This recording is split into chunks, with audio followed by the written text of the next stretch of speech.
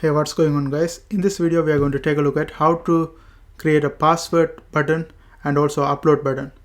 What is password button is basically you will see like let's say you are having a Facebook, you already seen it in so many places like Facebook or any other account you open, you see a password and when you type it will come ... That's what we are going to do. That's what we are going to create.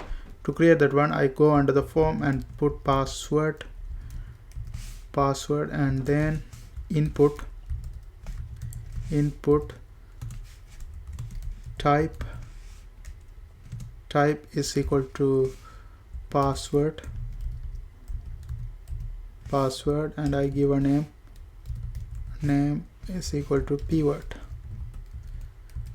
Okay, now backslash, close this one. Now when I go and refresh this one, you can see we have password, and when I type something it comes as ... Okay, now the next thing is we are going to see how to create an upload button. Let's say you want to upload something onto your website. You can create an upload button. Using that you can upload files. Okay, to do that, first I'm gonna just put a paragraph in front of it, p backslash p, and inside of this paragraph I'm gonna just type now submit a file.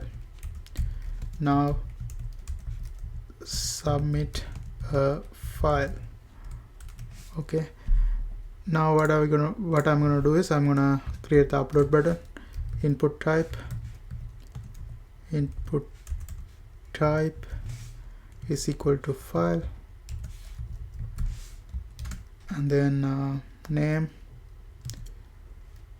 you can name anything you want. I just put Taliban's file. Okay, backslash, close. Now when I refresh this one, you can see now submit a file and we have choose a file. When I click this, it goes to desktop. Like you can choose any location and click something to upload, or let's say I want to upload this one. I click this one and it's gone to that website. And that's how we create password button and also upload button.